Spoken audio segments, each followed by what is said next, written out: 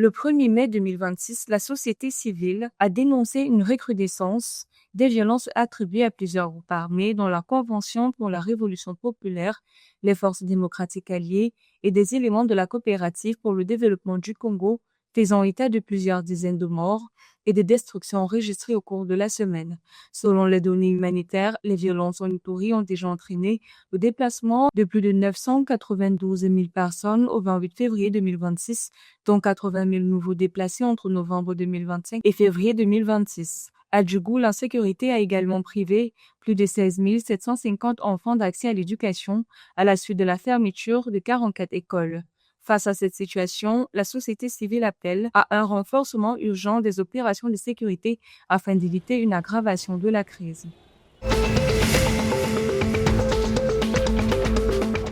En Centrafrique, la session extraordinaire de la 8e législative s'est ouverte le 5 mai 2026 à l'hémicycle de l'Assemblée nationale à Bangui, marquant l'entrée en fonction officielle du nouveau Parlement de la République centrafricaine.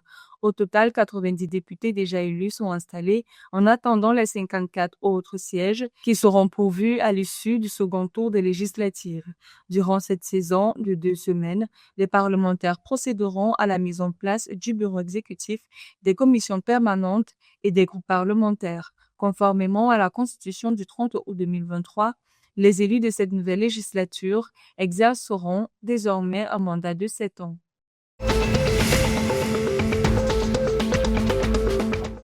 Le Gabon a signé une convention entre le ministre de la Mer, de la Pêche et de l'Économie bleue et la Banque pour le commerce et l'entrepreneuriat du Gabon pour renforcer l'économie bleue le 30 avril 2026. L'accord officialisé à Libreville par le ministre Émile Martial Massamba et la directrice générale Daisy Hélène Tountoumé repose sur les fonds Aidez-moi à vous aider, doté de 25 milliards de francs CFA, et est destiné à financer les projets structurants avec un accent sur le secteur halieutique. Il prévoit la modernisation de la filière pêche à travers l'aquaculture, les infrastructures de conservation et de transformation ainsi que l'amélioration des chaînes logistiques pour réduire les pertes et accroître la valeur ajoutée locale.